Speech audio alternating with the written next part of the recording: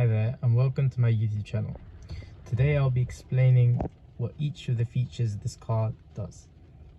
First of all is the main screen, the speedometer.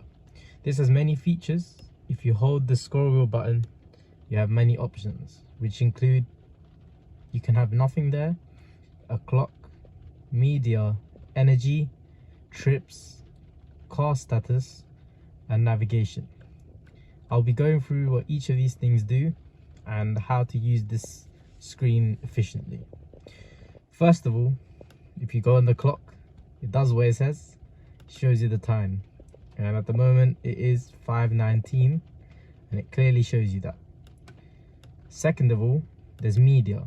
It shows you exactly what you're playing and what is going on in the media system, which is also the audio. Thirdly, is energy. This is what shows you your economy on this car and how the braking and everything is handled. Fourthly is trips. This is just the normal trip meter. It shows you the odometer and everything about it. And next is car status. It shows you the tire pressure of the vehicle, and this is very helpful when on drives. And this is navigation. I can show you that in a minute, but for now let's focus in this screen. There's also another button, this one, which lets you control features such as temperature, fan speed, display brightness, sunroof, and your calling when your Bluetooth is connected. So this is the main things, and I will add in a clip where the navigation is shown. I promise this is the navigation side of it. It shows you where to turn, where everything is, and it's just the easier way to see other than the other screen, which shows you like in a more detailed view, and it's more of a very helpful. And yeah, that's what the main screen does. Now I'm going to move on to what the big screen does. Hi there. Firstly, I would like to also add on that this is a Model S90D 2016, and this is the version 11 software. And now I'll be giving you a detailed run through of what this screen is capable of doing. This still has MCU 1, which is not that powerful but still does the job, and this has been running for a lot and has been driven a lot. It's on 224,000 miles. It's a daily driver, and yeah, let's get on to it. Firstly, the top. It consists of many options. The first button, which is a lock button, which unlocks it and locks it. The second is a charging button. I don't want to press that because it will open my charging port. This is home link. Home link is used to open your garage door through your car. You can add your own garage and connect it so it's easier to open with your car. This is profile settings, and you can create different profiles showing each seat setting. Next, it is the Wi-Fi connectivity. This car has a feature where it's got premium connectivity, so I do not have to pay for anything, but you can connect it to Wi-Fi to get some of them streaming services and stuff. This is the Bluetooth. I won't go on that because it's my devices. Then there's the time, and then the choice of if you want the passenger airbag on or off. I've got it on as safety is key. We have the navigation. This is satellite view. I don't like that personally, but some may like it. Then there's traffic view. The lines on the screen, it shows where the traffic is, and I can turn it on or off, which I like to keep on. Then there's locations, so it shows you where each of the things are and if they're which shops they are. Next, there's the charging stations nearby. For me, the nearest one is 4 miles away, which is Croydon, and yeah, it's very helpful when you need to charge. Next up, we have this. This is what direction the map faces. For me, I've got heading up because that's the best. And then there's navigate, where you can choose where you want to navigate to. Next up is media. If you scroll up from here, you have many different options, from radio, Bluetooth, Spotify, TuneIn, and Tidal. All of these are free services. You do not have to make an account for them, as it comes with the car. At the bottom now, we will go on to it. It has audio, which is the volume, Bluetooth. If you go on this, these are all the other options you have, which I'll go through. I've set, you can customize this bottom bar, but I've got it set to rear defroster. Spotify, radio and phone. Now we will go on to the climate. This is how you control how the climate is. For me, I have it set up like this.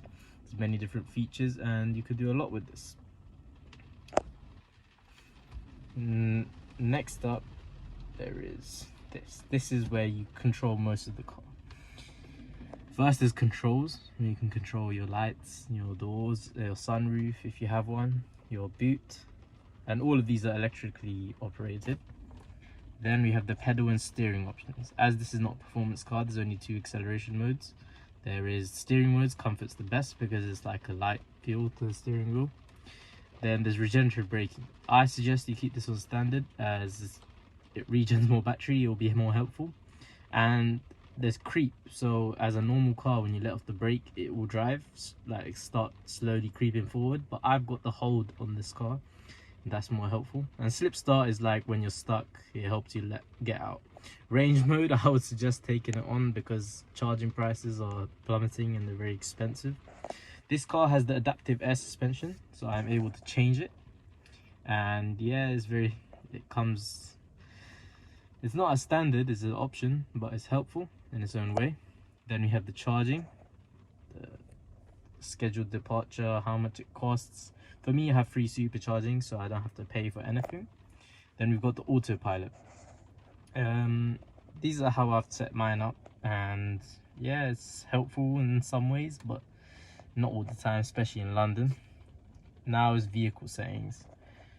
As you can see, this is all the things that it provides with, and that's about it. The lights, these are how you choose the lights. They've got ambient lights on door cards, and I think it's footwell lights while it's unlocked though, so not that much. There's auto high beam, which is a very helpful feature, so it doesn't dazzle oncoming drivers. Then we have display.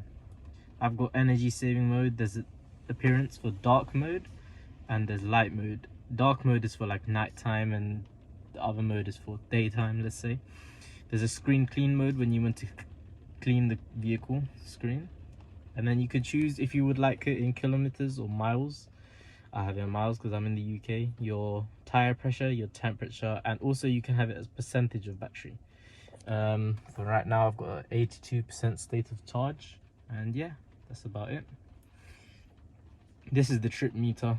Yeah, it just shows you what's the mileage is on it, and yeah, normal things. There's the navigation. This is how you would like it to plan. I've got the volume off because it irritates me and I'm used to driving, so I can read it myself. Then we've got the safety features. There's mobile access, keyless driving, parking brake. You don't really need that because it's got electronic brake. And then speed limit mode, airbag, and these are the settings like park assist and everything. This is the service mode. You don't really need to ever touch this one because Tesla will probably sort out most of the features. Then there's software. My car has the full software package spec'd out, so nothing really needs to be done on this. And this is upgrades. Mine's already fully upgraded, so I wouldn't need to touch that. Yeah, but that's about it. You can go into these other options. Arcade, which provides a little bit of games when you're charging, and more or less it's quite good. That's it for this video, and I'll keep to post you updated on how this car is and more features about it. Thank you.